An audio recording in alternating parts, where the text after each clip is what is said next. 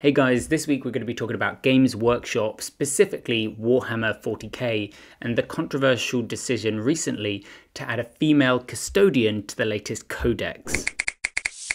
As a shareholder in Games Workshop, I wanted to form my own unbiased opinion on what this means for the actual fans of Warhammer 40k, as a lot of the debate online seems to be led by extremely left or extremely right media articles. However, I didn't realise when I decided to do this video how much information there was going to be to dig into, and it's actually taken me about a week to do the research for this video. In this video I'm going to be talking about what is Warhammer 40k, why are fans upset, what exactly has happened, and what all this means for Games Workshop investors like myself. So to kick it all off, what is Warhammer 40k? Warhammer is a company that sells these plastic models and kits that people then assemble themselves and paint. Once they purchase these kits, they actually have quite a lot of autonomy over what weapons they can give their characters, as well as how they're going to paint them. Once they've assembled and painted their characters, they can then fight with them in what is kind of an insanely elaborate version of chess. However, where in chess you have set players and set rules, in Warhammer you choose your players and the rules are updated sort of annually or semi-annually with this thing called a codex. Again, where Warhammer is hugely different from chess, where the rules in chess are just sort of randomly assigned to players, the rules in the codex are neatly wrapped into a really elegant and deep, rich story.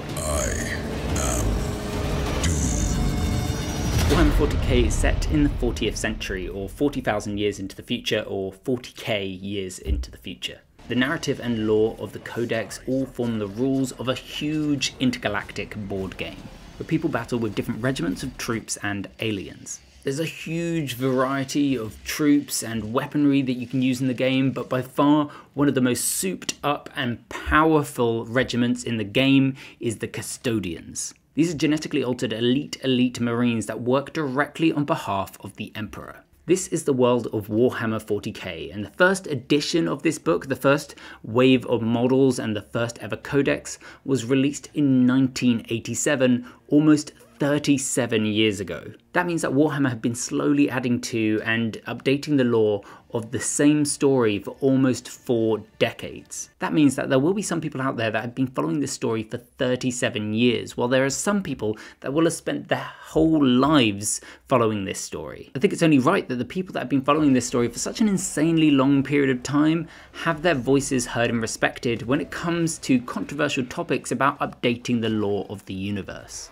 That said, rule changes and retconning are almost part of the history of Warhammer 40k, and it's almost always met with controversy and backlash from fans. In fact, these huge debates are almost part of the culture of Warhammer 40k. So this leads me nicely to the next question: why are some fans so upset? From my research, the majority of upset Warhammer fans are more upset by lazy retconning than they are about the introduction of a female custodian in the latest codex. Warhammer 40k fans certainly don't seem upset about the inclusion of different groups in the universe, especially as there's already an entire militia of warrior women called the Sisterhood that are deeply entrenched in the lore of Warhammer 40k. This indicates to me that the fans of Warhammer seem more upset about the fact that this retconning was lazy, rather than the fact that it includes more women into the universe. By the way, if you don't know what retcon means, it means retroactive continuity. It's when you retroactively change the continuity of your story. So it's when you change something by implying that you always meant it that way. By far the most famous retcon ever was by Arthur Conan Doyle, who got tired of writing Sherlock Holmes stories, and so he decided to kill off his character. However, when he wanted to make some money later on, he decided to just retcon the events and say this was all part of Holmes's plan. However, my favourite retcon ever was in Rick and Morty when they released Brett Con, who immediately after being released makes it so that the entire universe was always an orange. Outside this fortress. God damn it! And this fortress has always been an orange. Anyway, retcons have a bad rep, but if you're crafting a story over 37 years, you are definitely going to have to do this more than once. From what I understand, the way they can get away with doing this so little is they start off the story back in 1987 with very few details, and then that leaves future creators loads of room to add nuance and lore as time goes on. But yeah, basically whenever Games Workshop creates a new line of models, they task the creators of designing stories around those characters that are being developed. And of course, those new characters need a bunch of rules, and all of these rules and all of these stories get added to the latest codex. Sometimes they make it out like a new race has mutated or has just joined the war, but other times they just go, well, they were always there. I think the difference with these retcons and what makes them less triggering for some people is the fact that these retcons are clearly just trying to add to the lore of the universe, and without them, you basically wouldn't be able to have any new characters. One thing that gives me confidence as an investor at Games Workshop for all of this is that Warhammer itself doesn't seem to have issued a single bad word directed towards its fanbase. In fact, a lot of the toxic, silly language seems to be coming from the usual places like Vice and websites like PC Gamer. PC Gamer put out an extremely disrespectful article that read, "Warhammer 40k has slightly more women in it now and neckbeards aren't happy." Further down the article, it goes on to say, most players seem to have responded to this by shrugging it and getting back to arguing about the new rules, but there's always a vocal minority who go on a tear. First of all, I'm pretty sure if measured the right way, pretty much all groups are a minority, and also hardcore Warhammer fans are a minority among all Warhammer fans. One of the reasons I'm particularly enthusiastic about Games Workshop, other than the incredible financials, is the fact that they have lined up Henry Cavill to be in the Warhammer 40k movie. Henry Cavill strikes this balance perfectly, and while not condemning inclusivity, he is clearly very respectful of passionate fans. In one interview, the interviewer is clearly trying to get Henry Cavill to draw a connection between the bigoted villagers in The Witcher to the toxic fans of the show. There's something really interesting with this character that I find fascinating, which is that he genuinely really does just want to do the right thing. But everywhere he goes, whether it's a new town or a new bar, people just kind of give him a hard time and they rag on him despite the fact that he has great intentions. I'm curious if that's comparable to this sort of world, this culture of toxic fandom, where like if you make a movie, especially if you make a superhero movie, like you have great intentions, but there are always going to be a small yet vocal group of people there can kind of just be toxic. I understand what you're saying, but when it comes to fans, it is a fan's right to have whatever opinion they want to have. And people are going to be upset because, especially when you're talking about books or games, because you're never going to be the exact person who they had in their head or who they played on Witcher 3, for example. I don't necessarily consider that toxic. I just consider that passionate. I really want to normalize this response. Carville doesn't seem to care if you're a minority voice.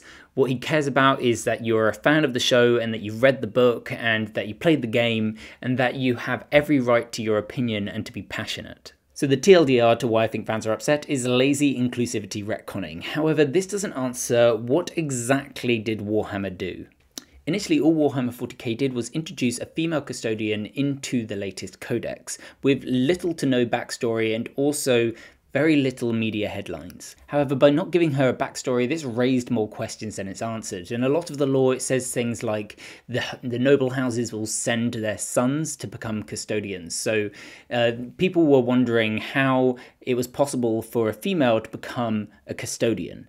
For me personally, I actually enjoyed the idea of fans theorizing how a female was able to become a custodian. Like, perhaps a custodian saved a planet that was being decimated by aliens, and this particular girl was orphaned after the attack, and was taken in by the custodians, expecting to drop her off at some other world, but somewhere on the journey, the custodian decides to train her to be able to fight.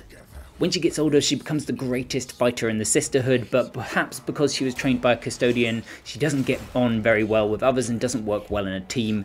After being kicked out by the Sisterhood, the custodian helps her, gives her one last chance. She can compete in the trials to become a custodian. And what's kind of cool about this is currently in the lore, there are no sort of rules as to how people can become custodians, because the people that make the trials are the only people who get to know what the trials are.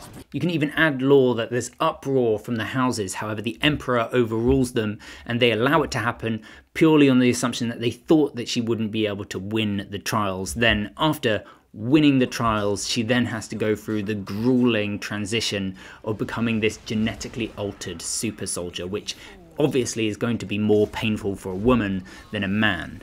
Perhaps there's even foul play from the great houses as they try and stop a female custodian from becoming a thing, but because of her incredible training from her custodian father, she is able to win despite all the foul play going on around her.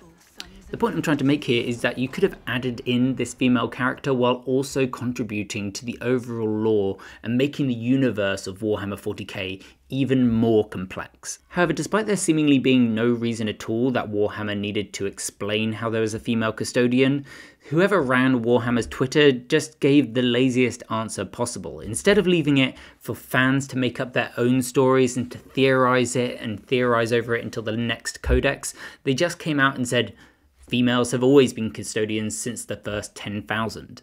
I think if I was the CEO of Games Workshop or Warhammer, I'd pretty much make it a rule that no lore updates can happen on Twitter. Just leave them for the codex. Also, I know a lot of people have tried to find evidence that it says that women can't become custodians. All it says is that the Great Family give their sons to become custodians, from what I could find and from what people have poured through online. In fact, the author of Black Library, another Warhammer book, wrote 5 years ago on Reddit, "We wanted to write in female custodians, but the IP owner, Games Workshop, won't let them because they'd already made the models and they were all male, so don't write female characters," is what they said. Which is also why I like my idea of creating this female custodian character with a backstory that plays on this idea that they never wrote into lore that a female couldn't become a custodian. It was just something that everyone had kind of assumed. And it also makes the first female custodian character in Warhammer 40k kind of seem more badass by comparison. So again, my biggest issue with this entire debate is that I don't think lore updates should be happening in a place like Twitter. Especially as I don't think that many people were upset when the codex came out. They were only upset after Warhammer released a tweet retconning the story. It would have just made so much more sense to just leave this as a mysterious female character that you add lore to in later editions. So again, what does this mean for Games Workshop investors like me and you? You only need to be worried as an investor about the trajectory of Warhammer if there's outright contempt for their target audience, which is kind of what I see at places like Amazon and Disney. When shows and films fail at Disney, writers, actors and directors have been known to blame the audience for not turning up. I don't see the same thing happening at Warhammer, and certainly I think the style of the story are still super male orientated. So you see the films that they put on Twitter and the lore is all incredibly gory and brutal. So I think so long as they stay true to how gory and brutal and elaborate the universe is, they will still be appealing to their main core audience. What we really don't want to see is a sort of PG-13 Marvel film with Henry Cavill beating up aliens and saying little quips and jokes during the fight. However, the way that Warhammer has gone so far, it really doesn't seem like we're going to be getting this. I just really hope that they use some of the writers of the existing lore and codexes when writing the Hollywood films. I think if Warhammer 40k hadn't stayed true to sort of its origins of why people liked it to begin with, they wouldn't have grown to the popularity that they've gotten to today. However, I think the numbers really speak for themselves. They have 70% gross margin, which in my next video I'll explain why these numbers show that they have an incredible competitive advantage. So make sure you subscribe and hit the notification bell to be notified when that next video goes live. However, the thing that you really need to do if you want to be rich is